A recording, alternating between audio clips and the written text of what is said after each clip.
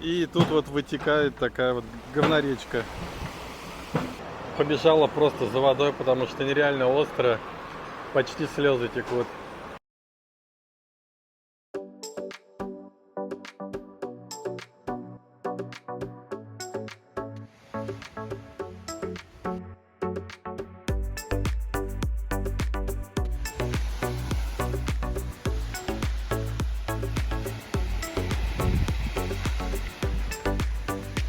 Мы прибыли на пляж Майнам, мы вам обещали его показать. Пляж Майнам находится в районе Майнам. Это довольно-таки популярный район среди тех, кто живет на острове Долго. Очень много удаленщиков и русскоязычных людей тут проживает тоже достаточно много. Поэтому он пользуется большим успехом. Первое впечатление довольно-таки чисто. Я вот не замечаю тут никакого мусора и не замечаю тут никаких водорослей. Что на саму и редкость, потому что, как вы видели во всех предыдущих передачах, практически на всех пляжах есть и мусор, и водоросли. Тут довольно чисто, то есть заботятся об этом, убираются. Вот видите, отсюда видно Double Way Beach, где мы были, вам показывали в предыдущих сериях пляж. Сегодня идеальная погода для купания, такой небольшой отлив, и людей, по пальцам одной руки пересчитать, хотя пляж довольно-таки большой, протяженность всего более 6 километров. Мы находимся сейчас в центральной части пляжа, хотим пройти чуть-чуть в ту сторону, потому что в центральной части пляжа есть небольшие такие речки, которые выходят в море, и вода, как мне кажется, не самая чистая. Сейчас мы вам как раз покажем. Ну что, пройдемся.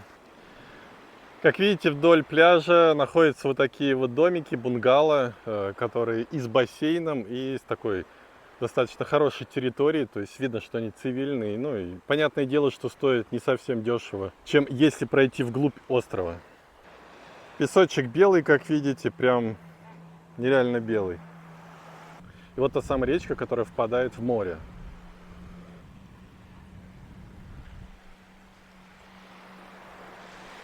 Тут нам придется разуваться и переходить. Есть места, которые не пережили ковид, как видите, заброшенные такие отели. Ну а тут же рядом такие открытые отельчики и барчики. Но есть не только разрушенные места, есть и, видите, вновь созданные или отреставрированные. То есть вот еще чуть-чуть и уже будет введено в эксплуатацию. Это радует.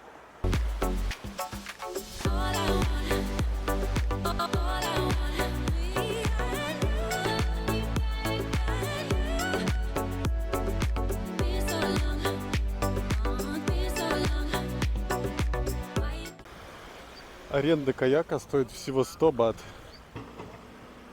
Вот еще идет реконструкция, как видите. Это, кстати, вход на центральную улицу. Тут раньше Уолкин-стрит, так называемый, на Самуи, был вот на этой улице. Видите, тут вовсю сейчас сваи забивают. И тут вот вытекает такая вот говноречка. Поэтому тут купаться не очень хочется. Вот о чем я говорил. Видите, тут такая вода с примесью цемента получается. Наверное, не самое лучшее место для купания, как считаете? Вот, смотрите, отель действующий, да, и рядом идет стройка, стучат, гремят. Я бы, конечно, не очень хотел в таком отеле жить. А с головной болью постоянной. Можно заметить, тут такой вот прям рисунок на воде, видите, прям, где грязно и где нет. Тут отличное место чтобы расположиться тут где-нибудь под пальмой и покупаться, но нет, тут очень грязно. Тут тоже что-то закрыто. Чем дальше от центра, тем больше закрытых всяких мест. Но это уже не удивляет, это как данность, и с этим надо смириться, что кто-то успел подстроиться, кто-то нет. Кто-то цены снижал и живет до сих пор, а кто-то цены держит высоко и в итоге закрывается. Кто лучше умеет вести дела в бизнесе, тот и выживает, даже расцветает, наверное. Ну и вот видите, да, чуть дальше пройти, тут уже мусор, бутылки, водоросли и так далее. Но тем не менее люди тут загорают, купаются. Видите, тут такие однотипные домики вдоль береговой линии, симпатичные довольно-таки. Скорее всего, там одна кровать, но тем не менее очень здорово, так выходишь и у тебя сразу море, хоть и с цементом. А рядом как раз-таки с этой стройки достаточно большая получается полоса, идет от нее грязной воды. И даже если пройти чуть-чуть подальше, она все равно такая чуть-чуть мутная. И меня, конечно, всегда удивляет вот эта какая-то человеческая безалаберность, что зафига, грубо говоря, гадить там, где ты ешь. Ну вот мы чуть дальше прошли, тут уже нету грязи. Но после 3 часов, как видите, тут уже тень. То есть тут уже особо не позагорать. Но если дальше пройти, там как раз пляж такой, с солнцем. Можно и позагорать, покупаться. Ну и как полагается на любом пляже существует массаж. Тут стоит 300 бат, можно лежать на таких лежачках и смотреть на море, пока тебе делают тайский массаж. Вот еще одна речушка, которая впадает в море, как видите. Если вы захотите пройти вдоль пляжа и не намочить ноги в ботинках, то у вас не получится. Дальше мы решили туда не идти, но обещаем обязательно туда вернуться по левую сторону от Майнама.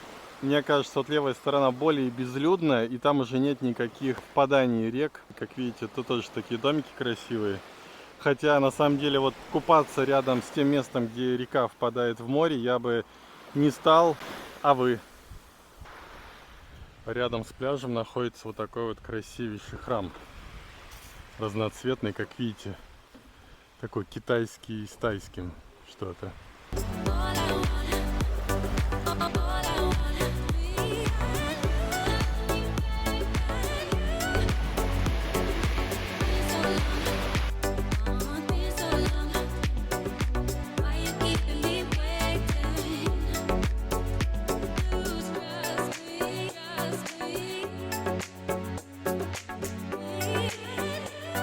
Водичка тут на самом деле кажется, что очень красивая, такая прям лазурная, но на самом деле, когда только заходишь туда, там получаются какие-то точечки неприятные, она какая-то зеленоватая, желтоватая, поэтому мне не очень понравилось.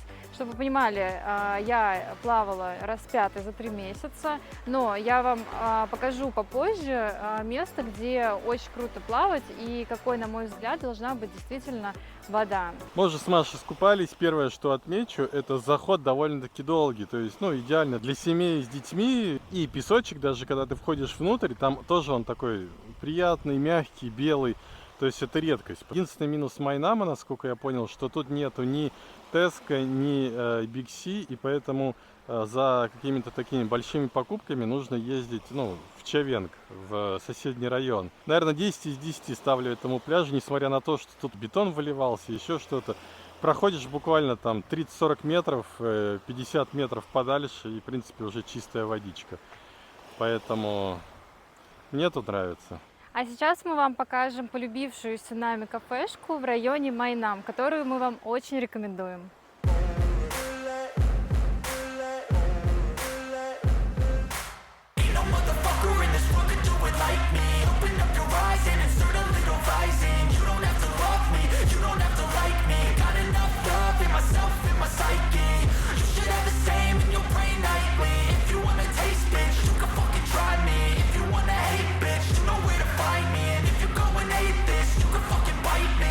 Cruising in my lane fast, call it high speed. I've been working hard, yeah, I've been working nightly. If you think you'll win, ha, not fucking likely. I be taking shots, yeah, cold-blooded, icy. Watching numbers grow is what I call sightseeing. In the front row, run it up when they hype me. The following grows. Заказала себе спагетти с морепродуктами. Смотрите, сколько их много. На самом деле, это редкость. В меню они значатся, что острые. Я попросила сделать не острыми, но, конечно же, все равно острые. Опять же, это из той серии, когда ешь и плачешь, но вкусно. Блюдо стоит 98 бат. Это получается около 200 рублей, в районе 200 рублей. Тут еще нереально вкусный смузи, особенно вот этот миксит. Я не сильно любитель новомодных всяких вот таких штук. Но как-то Маша вот заказал, я попробовал и прям вообще влюбился в эту штуку. Я заказал сет, это суп, очень вкусный такой, кремовый, прям нереально вкусный. И свиной стейк салат и картошку фри. Очень вкусный, кстати, соус. Спасибо. И мой любимый смузи, который прям нереально вкусный. Хочу отметить, что очень вкусный супчик и очень хороший стейк. Не всегда получается у тайцев делать вкусный стейк, особенно биф, мясо, они прям не очень вкусно делают, как подошва. Но именно тут прям нереально вкусно. Мое блюдо, мой сет стоит 150 бат. И я объедаюсь так, что если я ем в 6 часов вечера, то до следующего дня уже есть не хочу. Особенно вот с этим смузи. Маша съела свои спагетти и побежала просто за водой, потому что нереально остро. Почти слезы текут. Также мы хотели с вами поделиться по поводу вопроса со страховкой, потому что первая страховка у нас действует всего лишь на 3 месяца, и она у нас от Сбербанк Премьер. Если бы мы через 3 месяца пребывания в Таиланде выехали в Россию и заехали бы обратно, то тогда бы у нас началась действовать новая страховка, опять же, от Сбербанка Премьер, потому что там очень важно, чтобы каждое путешествие было не более 90 дней. Смысла, естественно, возвращаться исключительно из-за страховки нет, потому что это очень дорого, затратно, тем более в России холодно. Поэтому мы выбрали страховку уже самостоятельно. Мы это сделали на сайте Черепаха.